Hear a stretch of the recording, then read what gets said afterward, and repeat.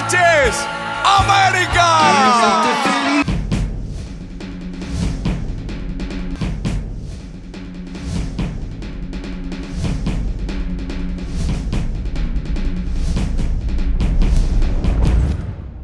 Marcelo Tinelli atraviesa el que tal vez sea su peor momento. ¿Será este el final de su exitosa carrera? ¿Qué fue exactamente lo que le pasó? Voy a contar un poco su historia, a ver si juntos podemos descubrir qué fue lo que lo llevó a dejar de ser el rey de la tele. Yo hace rato que vengo diciendo que, en mi opinión, la tele está en extinción. Con la internet, la gente cambió la tele por Netflix, los streamers y demás. Tinelli comenzó en la tele haciéndose de abajo, primero en Badía y Compañía y en radio, hablando sobre todo de deportes. Puede pararse ahí al ladito mío, de aquel lado, y usted va a dar del 8 en adelante cuando yo lo habilite, y yo voy a dar del 1 para allá. Ahí está bien, porque va a tapar allá aquella fila.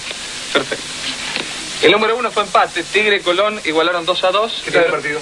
Un lindo partido parejo. Se justificó plenamente el 2-2.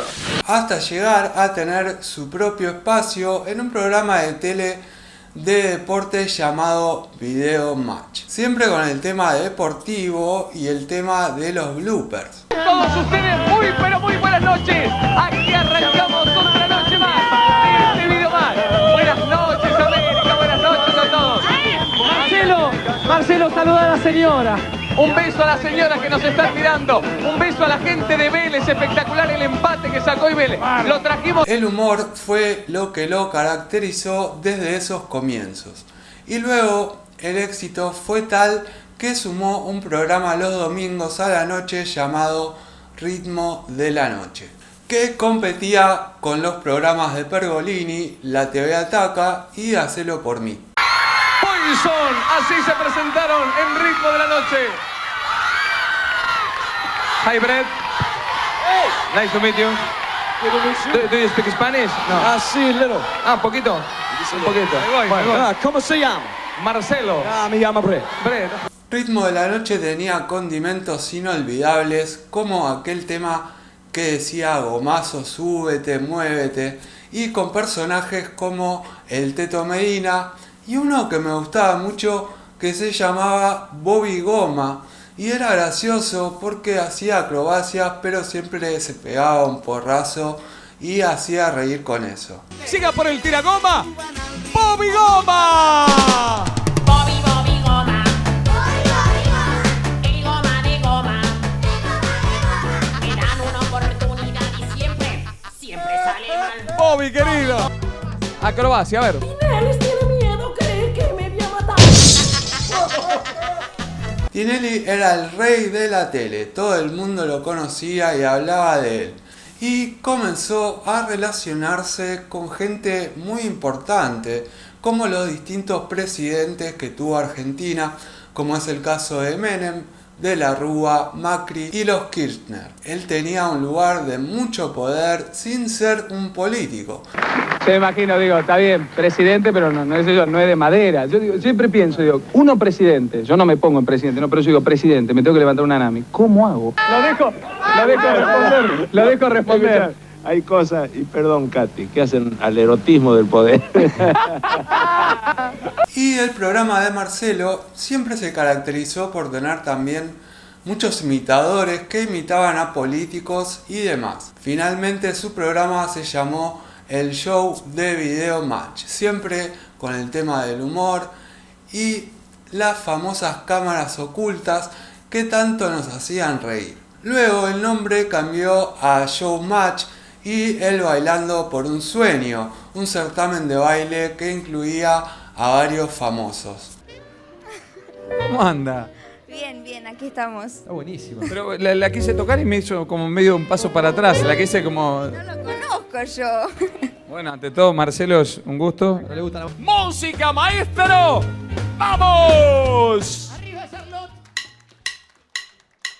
Después también se hizo él cantando y él patinando también.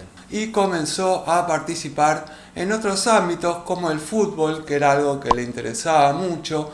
especialmente San Lorenzo. Pero las cosas no le salieron bien y comenzó a endeudarse.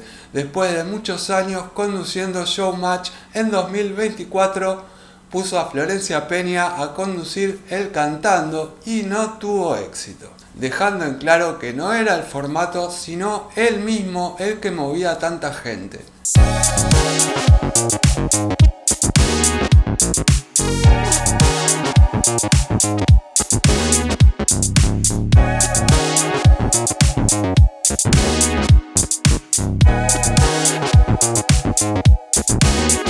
Lo último que supimos de él fue un reality que hizo con su familia llamado Los Tinelli y una entrevista a Messi, pero todo eso no tuvo el éxito esperado.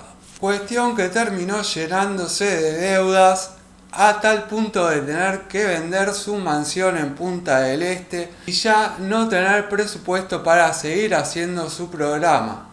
Era una dos preguntas. ¿Te pagaron o no te pagaron? No, me deben y estamos ahí, bueno, yo lo manejé, digamos, intenté que no se filtrara. Por ejemplo, con Sí, todo. a mí me deben bastante. Te deben bastantes pero digamos, estoy yendo por la vía judicial, esperando que se resuelva antes. En estos días me enteré que el Bailando 2025 no se hará porque no hay plata. Es imposible afrontar los 80 millones de pesos diarios que se necesitan para producirlo. Pero, ¿cuál es el problema? ¿Sabes la cifra que me pasaron de primerísima mano, de fuente indubitable? ¿De cuánto vale el producto, digamos? El Bailando. Una emisión. Uno. No un mes. Uno. Un día del Bailando. ¿Cuánto cuesta? 40 palos. Entre 75 y 80 millones de pesos por día. Claramente es incierto el futuro del conductor. Está afrontando la crisis como nos pasa a gran parte de los argentinos. Y si llegaste hasta acá, te gusta mi contenido y zafaste de la crisis, te dejo mi alias por si querés hacer una donación. De verdad me ayudaría mucho. Desde ya, muchas gracias. Y contame, ¿vos qué opinás de lo que le pasó a Tinelli? Nos vemos, suscríbete y mirá mis videos.